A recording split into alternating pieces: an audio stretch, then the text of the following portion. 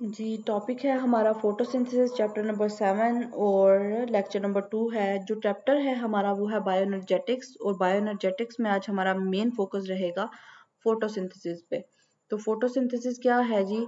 ये is the synthesis of glucose from carbon dioxide and water in the presence of sunlight and chlorophyll with oxygen as a by product. Photosynthesis को अगर हम define करें तो ये वो process है जिसमें ग्लूकोज बनती है कार्बन डाइऑक्साइड और वाटर से, presence of sunlight and chlorophyll, और इसमें oxygen as a by product बनता है हमारे पास। फोटोसिंथेसिस जो है एनाबॉलिक प्रोसेस है in an important component of bioenergetics in living system. It is the most important biochemical pathway and nearly all life depends on it. क्योंकि ये वो process है जिसमें प्लांट्स जो हैं वो फूड बनाते हैं अपने लिए भी और दूसरे जानदारों के लिए भी, मतलब जानवरों के लिए, हमारे के लिए भी। It comprises many coordinated biochemical reactions that occur in plants, some protists and some bacteria. A simple general equation for photosynthesis is 6CO2 plus 12H2O plus sunlight.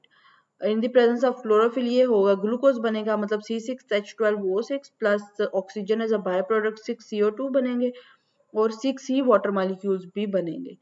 Intake of water and carbon dioxide. Water and carbon dioxide are raw material for photosynthesis.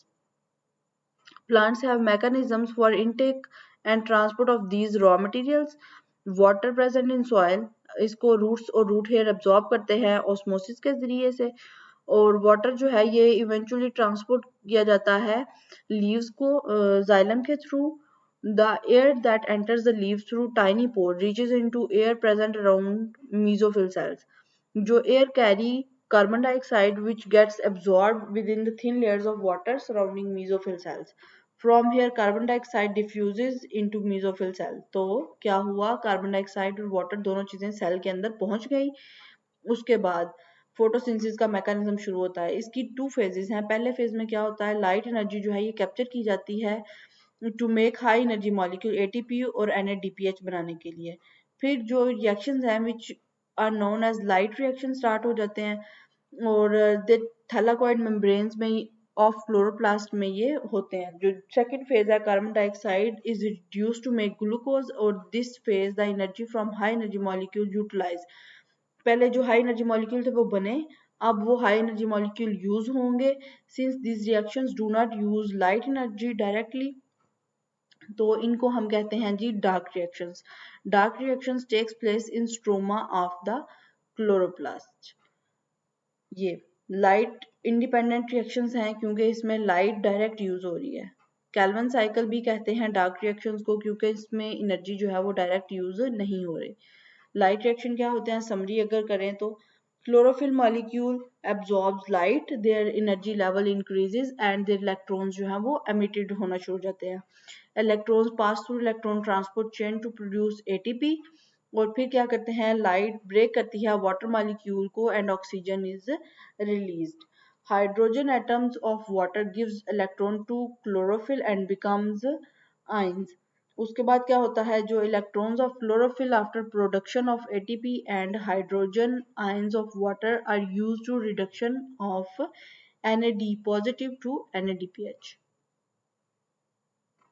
ये हो रहे हैं जी light independent reactions. उसके बाद आ गया हमारे पास role of dark reactions, मतलब इसको कैल्विन साइकिल भी कहते हैं. डिटेल ये है कि ये मेल्विन कैल्विन ने इसको डिस्कवर किया था और उसके कुलीग्स ने यूनिवर्सिटी ऑफ कैलिफोर्निया में. Summary of events of dark reactions also known as Calvin cycle as follows. जो कार्बन डाइऑक्साइड मॉलिक्यूल्स हैं कंबाइन करते हैं 5 carbon compounds to form temporary 6 carbon compound, each of which split हो जाते हैं, फिर ये मतलब टूट जाते हैं 3 कार्बन के कंपाउंड में. 3 कार्बन के कंपाउंड्स फिर रिड्यूस होते हैं carbohydrates by using ATP and hydrogen from NADPH. The 3 carbon carbohydrates are used to manufacturing glucose. जो 3 कार्बन कार्बोहाइड्रेट्स हैं इनको यूज किया जाता है रीजनरेट करने के लिए ओरिजिनल 5 कार्बन कंपाउंड्स, और इस स्टेप में जो ATP है उसको यूटिलाइज किया जाता है. क्लोरोफिल का और लाइट का रोल क्या है. Sunlight sun energy is absorb by chlorophyll. Chlorophyll से एनर्जी मतलब लाइट को एब्जॉर्ब किया जाता है, फिर उसको कन्वर्ट किया जाता है केमिकल एनर्जी में, और ये जो सारी जो फोटोसिंथेटिक जो प्रोसेस है फोटोसिंथेसिस का उसको लेके चलती है।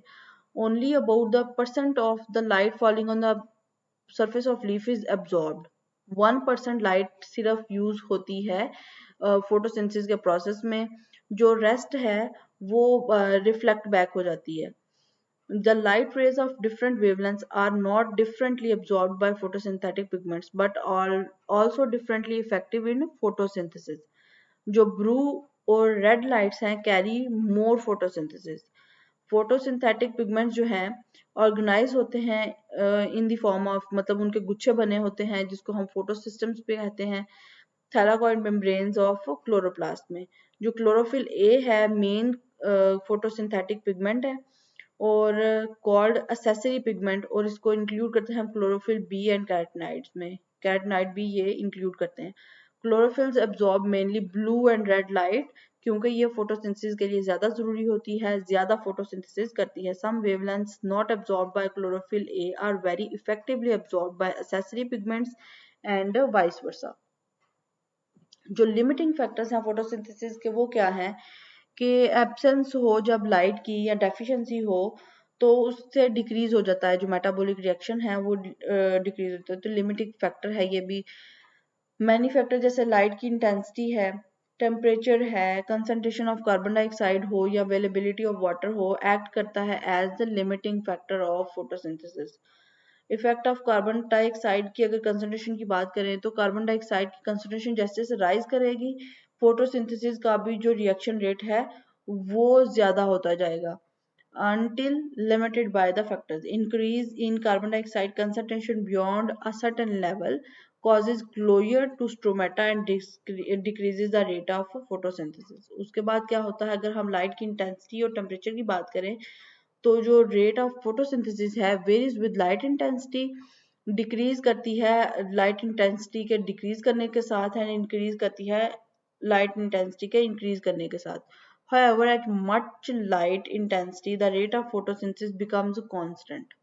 अगर मतलब ज्यादा होती जाए तो एक लेवल आएगा कि वो कांस्टेंट हो जाएगी। Rate of photosynthesis decreases with decrease in temperature and it increases at temperature is increased over a limited range, but if light intensity is low increasing the temperature has little influence on the rate of photosynthesis.